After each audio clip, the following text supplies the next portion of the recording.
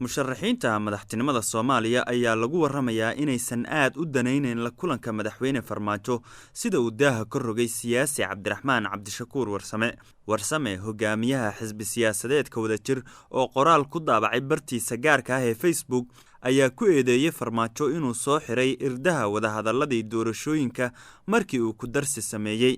Wasiirkii hore ee qorsheynta Soomaaliya ayaa sidoo kale ku eedeeyay dowlad goboleedyada Galmudug, Koonfur Galbeed iyo Hirshabeelle inay taageereen muddo dheeraysiga iyagoo aanan wax la tashiya la samaynin bulshada ay kursiga ku matalaan.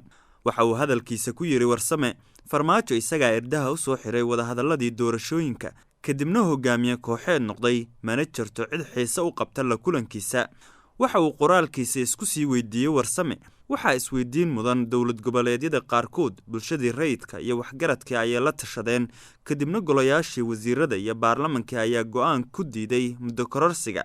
laakiin dowlad goboleedyada Galmudug, Hirshabeelle iyo Koonfur Galbeed yay la tashadeen markii ay go'aanka muddo kororsiga Farmaajo ku taageereen.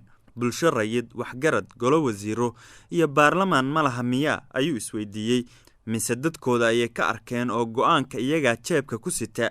ninka dulmiga wada iyo kan u suuro geliya kalama sokeeyaan ayuu hadalkiisa ku soo xiray Cabdiraxmaan Cabdishakuur Warsame, hogaamiyaha xisbiga Wadajir.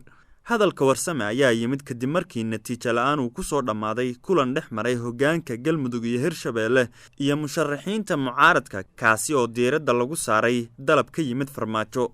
codsiga Farmaajo waxa uu ahaa inuu kulan la qaato mucaaradka, hase ahaatee musharaxiintu waxay ku gacan sayreen dalabkaas iyagoo carabka ku adkeeyay inay kaliya la kulmayaan marka uu ka laabto go'aanka muddo kororsiga.